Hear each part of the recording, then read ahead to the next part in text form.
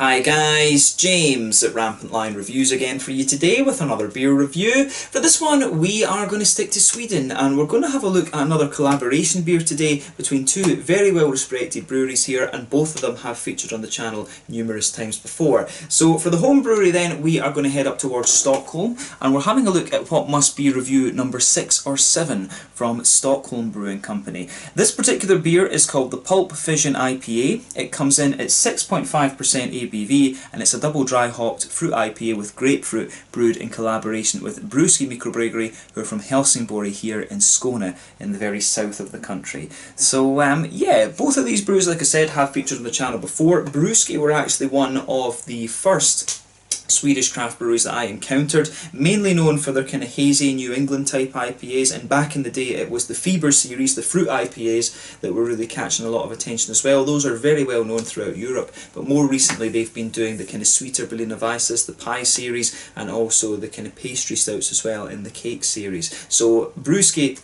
one of the really interesting Swedish brews that I would recommend any foreigner interested in Swedish craft beer checks out, and they are, as I say, fairly widely available throughout Europe and further afield. And Stockholm Brewing Company are one of the really interesting domestic breweries. I'm not sure if these guys are really exporting their beer yet, but these guys have done various interesting things. They were the first brewery in Sweden to open up a tasting bar at the brewery. They've also got the first commercial coolship for sour beers as well, and yeah, I think it's mainly sour beers that I've had from these guys over the last few years, but they are doing some very interesting stuff and they're definitely worth keeping an eye on as well. So for these two breweries to come together and do something, I think will be very, very interesting.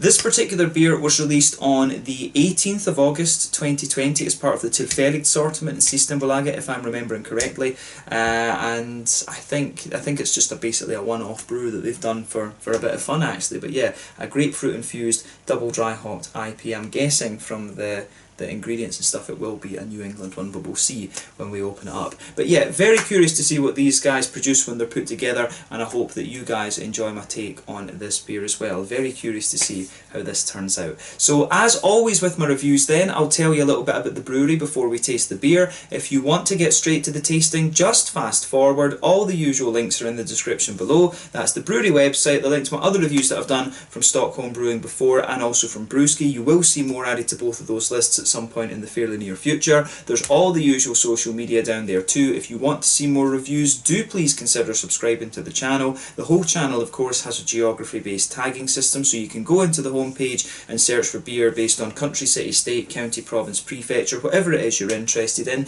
Do check out the playlist of beers from different countries. There is one there for all the Swedish beers that I've reviewed for you. That's constantly being added to, and as always, please do get in touch and let me know some of the other beers and breweries that you guys would like to see me review. It's always great to hear from you guys that are watching the videos, and the support that you show the channel is hugely appreciated. So anyway, to tell you a little bit about Stockholm Brewing Company then, on to my brewery notes. So Stockholm Brewing Company, as I've told you before, are based in Stockholm, as the name suggests, and the company was founded back in 2012 by Niklas Jakobsson, Thomas Hallgren and Niklas Lenkel, and these guys were apparently also the first craft brewery in Sweden to open up a tasting bar at the brewery, and that was where a lot of people really started to pay attention to them.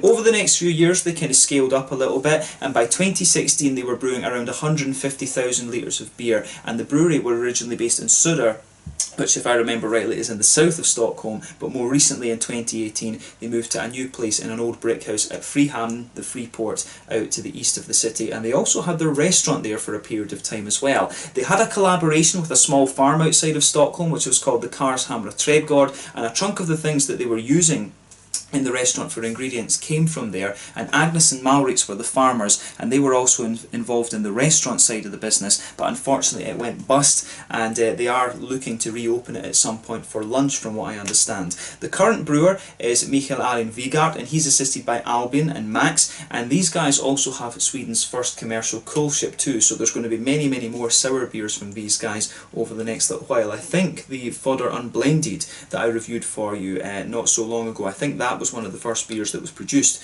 using this big oak fodder that they have. But they invested in 2 fodders, 2 bigger ones, in 2019, and then they released the first beers from these later that year in 2020. And then they invested in a 2,000 litre brew kit as well. Apparently the old brew kit they had was a little bit of a nightmare. I think it was the one that they bought from Bibliotek, if I remember rightly. But this took their capacity, the new brew kit took their capacity up to 300,000 litres of beer per year, and these guys are also affiliated with the Wine Trade Company, which is run by Ollie Bartlett, and he does some things with the brewery as well. He's actually been in touch with me quite a few times after the videos that I've done to tell me more information about the brewery and things like that. So shout out to Ollie, and thank you for keeping me up to date. But as of August 2020, when I'm filming this review for you, these guys have produced around 160 different kinds of beer, and you know that number is constantly getting bigger and bigger. But yeah, one of the really interesting domestic Swedish breweries. As I say, I'm not sure if these guys are exporting yet. I'm sure Ollie will tell me at some point in the future as well, but it'd be cool to feature these guys on a kind of Meet the Brewery segment. Maybe we can get some of the original founders and Mikael and maybe Ollie involved in an interview at some point. That would be pretty damn cool actually. But yeah, maybe something I can arrange the next time I go up to Stockholm. I've not been up there in quite a wee while, come to think of it, but yeah, definitely one of the Swedish breweries that you should keep an eye on if you are living here in Sweden. I'm not sure how easy it is to get their beers outside of that, right enough. But yeah, that's all I can really tell you about Stockholm Brewing Company for the moment. If you want to learn a little bit more, you can check out the brewery website, you can follow them on Facebook and Instagram to keep up to date with all the latest goings on, and you can check out the Rate Beer, Untappd and Beer Advocate pages to learn more about all the different beers that these guys have done. So yeah, let's go on to the Skånsk side of things then. We'll go to the away brewery in this case, so Brewski Mikrobryggeri. So Brewski Mikrobryggeri, as I've told you on many an occasion, were found in 2014 in Helsingborg, here in Skåne in the very south of the country, right in the kind of northwest corner of the county. But the founders of the company are Marcus Hjalmarsson, Johan Britsen, Alfred Olsen and Robin Skoglund, and all of these guys were really inspired to get into craft beer, having homebrewed a little bit after trying the American craft beers, the American West Coast craft beers I should say. But Marcus is the main man behind the brewing. He was originally associated with the High Nose brand of beer that was brewed at the Höganäs Brewery out on the Kullaberg Peninsula, again to the northwest of Helsingborg, and the original Brewski beers were brewed out there, although all of their beers are now brewed in their own facility that they have in the old train yard to the south of the central station in Helsingborg. And apparently this brewery has the capacity to brew around 100,000 litres of beer per month, but I don't think they use that fully, at least that's not what I've read in recent times. But over the following years they continued to kind of expand a little bit, and in 2016 they also started their own beer festival, which is called Brewskival. In the first year they had 40 different breweries, and this has continually expanded year on year. I believe I first went there in 2017, and then I've been there 2018 and 2019 as well, so I've been there the last 3 years actually, and it's always really good fun. But they also used to open up the brewery as well once a month for a bar, which they called Barski, but they now have their own premises in the middle of Helsingborg as well, which goes by the same name, and this opened back in 2018. If you go there, the chef that works there is American, and he has this it's ramen, but it's not really authentic Japanese ramen, it's his own take on it, but it is very, very nice. I had a lovely chicken ramen when I was there last time, so I do need to go back and film an out and about video and try the try the other one as well. That's definitely something that I need to do quite soon. But these guys also now brew some beer in the US at Tampa Bay Brewing Company, and those beers are released in cans throughout a lot of different states in the US, and at the moment they're starting to look at opening up a bar in Oslo. How that's going to be affected by the whole COVID-19 situation, I don't know, but Marcus also has a distribution company in Norway called Brewski, and they're taking a lot of Swedish breweries beers into Norway. I think they've got the likes of Duck Pond and Bibliotek and a few of the other ones actually that are going up there. I think it's mainly the kind of sour type beers that they're taking into Norway. I'm not sure if they have a contract or whatever yet with Vinmonopolet, which is the Norwegian equivalent of Systembolaget, the state-owned alcohol stores. But yeah, I wish there was a Norwegian company doing the same and bringing the beers into Sweden. Actually, I'd love it if we got some more of the very small breweries, Norwegian craft beers as well. That would be excellent actually. But over 2019 Brewski produced around 500,000 litres of beer in total in their Helsingborg facility, and as of August 2020 when I'm making this review for you, these guys have produced around 300 different types of beer, and they are fairly prolific. This month alone, I didn't realise this one was a collaboration when I bought it, right enough, but I had four beers to review from Brewski Mikrobryggeri, 3 in the Pie series, 1 triple IPA, and now we have this collaboration one as well. So yeah, 5 reviews actually from from Brewski this month, which is pretty damn impressive actually. But yeah, really, really nice brewery this one of the first Swedish breweries that I discovered, of course, and one that I would always recommend to foreigners who are interested in Swedish craft beer.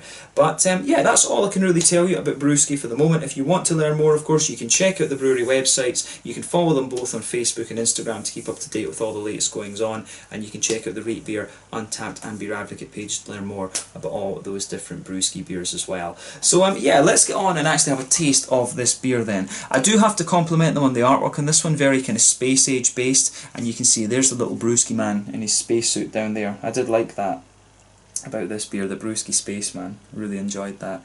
But yeah, really like that there. Camera control freezing. But yeah, this one, you can see there is the Stockholm Brewing Company symbol. There you can see on the back is the kind of data side of this beer. But it tells you here, Stockholm Brewing Company and Brewski, Pulp Fission IPA, double dry hopped extra fruit IPA with grapefruit, made together with our friends at Brewski. Brewed and canned at Frihamn, Stockholm, Sweden. So yeah, this one contains wheat and oat grains and a little bit of grapefruit and hops and yeast. So yeah, should be pretty nice. Rolled is it rolled oats? Not sure exactly what that makes, maybe oat powder, I don't know. But yeah, 440ml can this one. I can't remember exactly what I paid for this. I'm guessing it will be around 45 crowns. But I actually bought this one in Hansa, in the Hansa Systembolaget in Malmö, and this was the very last can that they had, so I got quite lucky with this one. So yeah, pretty cool. But yeah, 440ml can this one. Let's get it out and we'll get on with the tasting. As I said to you, this one was released on the 18th of August 2020 as part of the Tillfällig sortiment in Systembolaget in Sweden. Let's try and sugar it up. I'm not sure if there will be a bit of sediment and stuff in this one because it has been sitting for about a week or so. But yeah, it actually looks remarkably clear for a Brewski and Stockholm Brewing Company beer. There's still a little bit left in there, but yeah, we'll have a look at that. So yeah, you can see the head on this one. It poured with about a quarter finger of a frothy, kind of cream coloured head, but that's just fading away to be a very, very thin foamy layer now. But yeah, this one looks pretty much as you would expect from an IPA. I'd say lovely, kind of bright, goldeny yellow leaning colour, one or two big bubbles sticking towards the side of the glass there, a few little ones going up towards the bottom of that head, but I mean overall it does look pretty damn nice actually, but nothing overly surprising about this beer when you consider what style it actually is. So yeah, looks pretty good, and you can smell some of the nice grapefruit coming off this one as you open up. I know my good friend Peter over at the Clueless Drinker, he loves grapefruit infused beers, so yeah, I think this is one that he might enjoy actually. I don't know if they will redo it, but if they do and I'm heading over there at some point, I'll need to see about getting one of these to him. But yeah, this one, I think it looks pretty much what you'd expect from an IPA these days. So yeah, let's have a closer look at the aroma then and see how we get on. Yeah, it's actually, I mean, this is quite an unassuming beer almost in terms of the aroma. It's just, it smells like a kind of beery grapefruit juice, if that makes sense, like a sort of grapefruity lager. Recently I had a beer from Brewski from here in Skåne in the south, and this beer, the aroma of that really reminds me of this one actually. I have to admit, it is something with the Stockholm Brewing Company. I've found that their beers, the aromas aren't the most kind of complex and things like that. And there's nothing wrong with that, in fairness, but you do tend to get a bit more complexity out of the Stockholm beers in the flavour. I think that's a fair statement to make about the Stockholm beers. I really think, yeah, less kind of complex in the aroma, but a good little bit of complexity in the flavour. That's, in my experience, I think that's definitely a fair statement. But with this one, it actually really strikes me as being quite, it strikes me as quite a summery beer.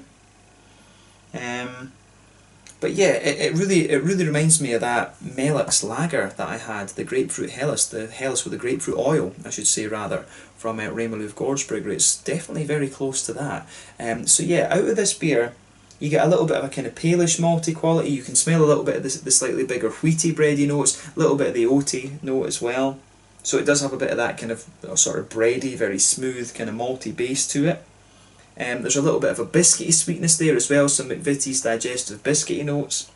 But then, yeah, on top of that, it's quite an oily, grapefruity aroma that you get out of this beer. So that's the main thing that's kind of dominating the aroma of this beer. It does strike me from the aroma as being a very light smelling beer. It's 6.5% ABV. It's nowhere near as heavy as some of the things that you're going to get from Brewski. At that ABV it would generally be quite sessionable, to be honest with you, as well. So yeah, that's an interesting point to make about this one for sure. But yeah, the aroma of this one I think is pretty nice actually. It does get a thumb up from me. It's a very summery smelling beer, this one. If I was blind smelling this, I would think that it was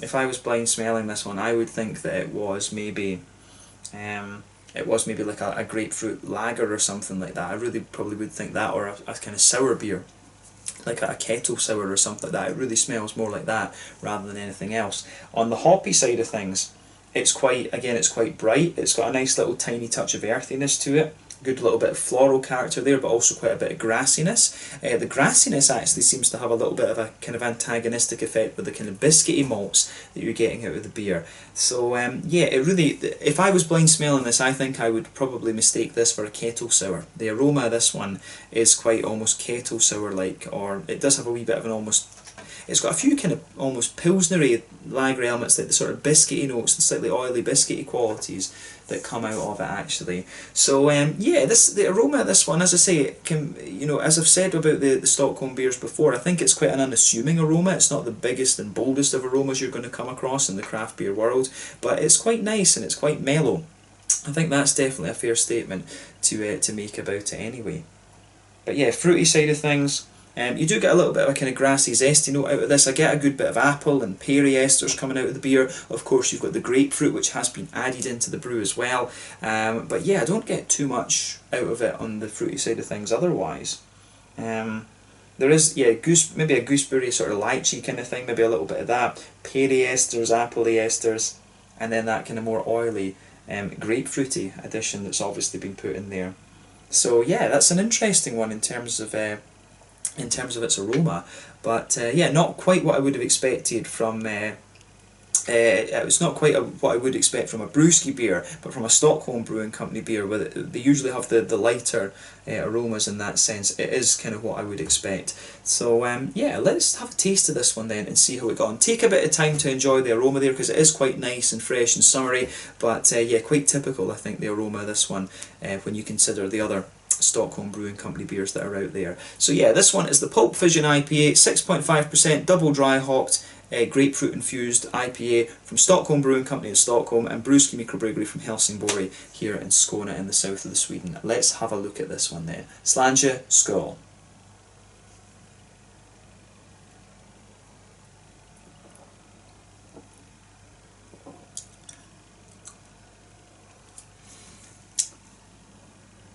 Yeah, this one, it's actually quite an oily kind of beer actually. It strikes me as being really oily and but also at the same time very drinkable. It's really got more of a kind of almost West Coasty mouthfeel to it, this one, than a New England. Make no mistake about that, this is a slightly more West Coasty kind of beer, but I guess at the same time it doesn't quite have the malty sweetness that you would expect of a West Coaster.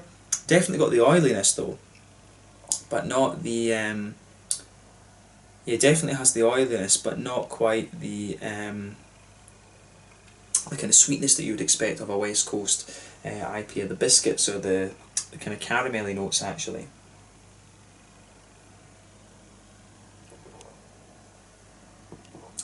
But yeah, that is pretty nice actually. Yeah, so this one, this really isn't what I kind of expected. You know, when it was Brewski that were involved in this, I thought this would be a big, you know, it'd be something akin to the Fever series or something like that. But yeah, it's really kind of an oily sort of base beer.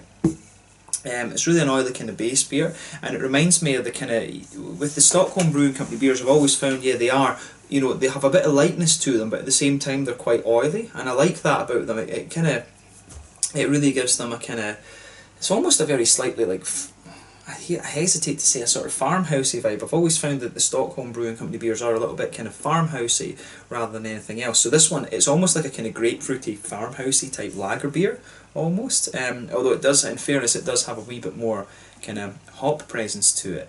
So yeah, I don't know. This is an interesting beer nonetheless. It's not what I expected at all, and I like it when you get reviews like this that make you think a little bit. The aroma, like I said, made me think of a kettle sour. It's not like that in the flavour at all, I don't think.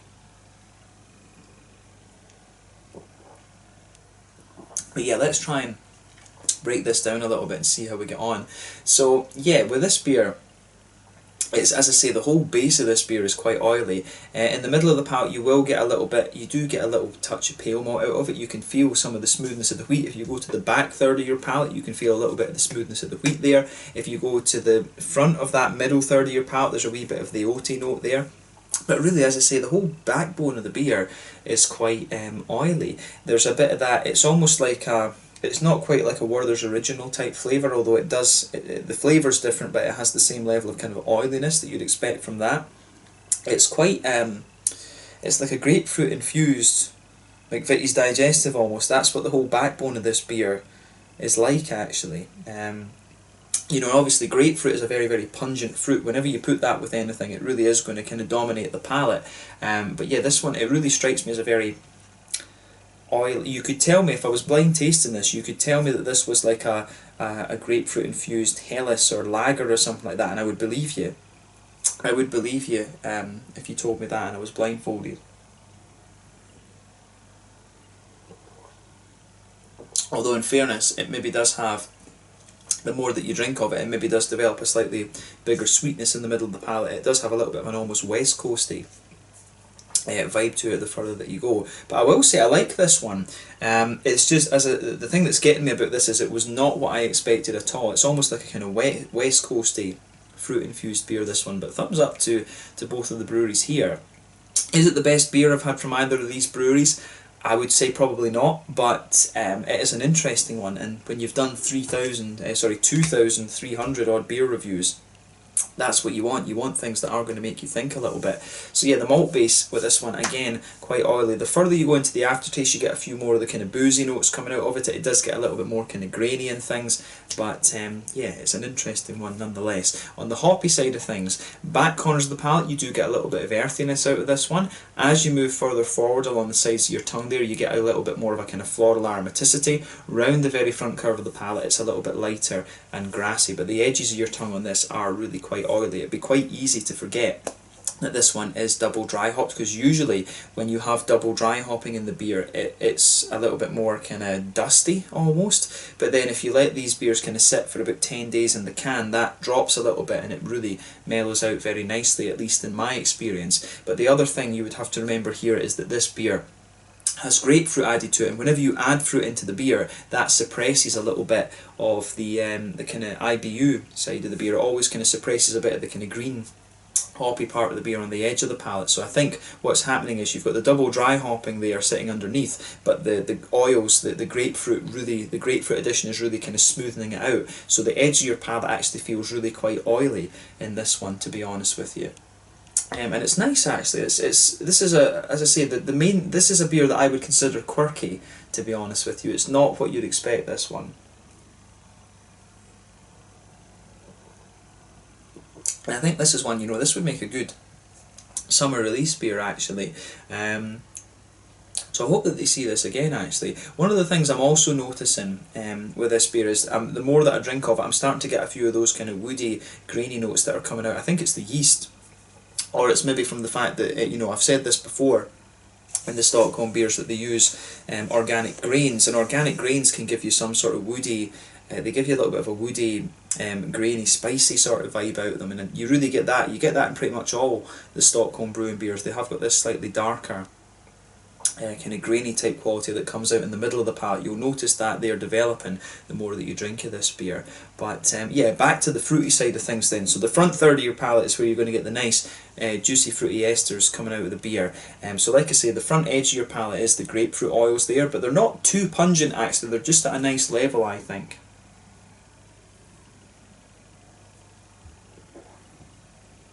So yeah, other than that, in the fruity side of things, you might notice a little bit of a slightly orangey character out of this one. There's maybe a little bit of a kind of lemony zest in there too. I do wonder, there might be a little bit of Centennial or something like that in here. The beer to me does have a good little bit of a kind of lemony zest to it as well. I'd be curious to know. I think the hops that they put in this one, if I remember rightly, it was Chinook. Was it Simcoe and Mosaic? I think it was Chinook, Citra and Mosaic. You know, Chinook, of course, as we know, is a big kind of. It can be used as an aroma hop as well, but it's mainly a bittering hop. It's big and piney and resinous, and it gives you a big darker grapefruity note. And when you go to the back of that front third of your palate, you do get that kind of darker grapefruity note out of the beer. But when you move towards the kind of front part of your palate, it does have a little bit of it does have a bit more of a kind of orangey zest to it. So that's, I think, with the brightness of the oranges that this has, I think that's likely to be Mosaic. I did read actually what hops were in this before I made the review, but it's gone out of my head. I'm pretty sure Chinook is one and Mosaic's another, but I can't remember the third one. I really can't remember the third one. Yeah, I don't know. But yeah, on the kind of front edge of the palate there is a bit of a kind of lemony, zesty note to it. It could be Centennial. It does strike me as being a little bit Centennial-like, to be honest with you. So yeah, there is a bit of that big lemony, zesty quality in there. Just behind that, on the front tip of your tongue, you've got the kind of quite bright tangerine-y, orangey note, but then just behind that, there's a few kind of passion fruity notes, I think, and then at the back of the third, towards the back of that front third of your palate, you get the stronger grapefruity notes, which I'm assuming will come from the Chinook actually. So yeah. And it's interesting too, because you can notice a little bit of the resiny qualities coming out from what I'm guessing would be the Chinook in this one, but the oily character of the grapefruit addition, I think, is suppressing that quite a little bit. So yeah, this is quite an oily tasting beer, this one. Like I said, I honestly don't think if I was to blind taste this I would identify it as an IPA. I'd probably have this and not be quite sure what it was, to be honest with you. But the main question should be, we can debate styles all day, but the main question should be, is it a nice beer? I think this is a really nice summer one, to be honest. I would argue that it's a bit of a shame that they didn't release it, at the end of June, start of July or something, because this is quite a nice summery beer, in my opinion. So maybe they'll redo this next year as a summer release. I think that's what would suit this one the best, actually. Whether they do or not, because it's a collaboration, quite often collaborations just disappear after one iteration, if you like, but it'd be a shame to let this one kind of go aside. I think this is quite a nice beer, and it does have, to me, if I compare these two breweries, it is definitely more of a kind of Stockholm Brewing creation, if you like, rather than a Brewski creation in my mind. It really has the more oily, slightly farmhousey vibe that you would often get from Stockholm Brewing. I don't really get so much of the Brewski influence in this one, in fairness, but there's nothing wrong with that. I mean, this is quite a nice, oily, summery type beer, actually, so it gets a thumbs up from me. Well done to Stockholm and to Brewski for this one. In terms of the mouthfeel then, I would describe this beer as being quite mid-bodied.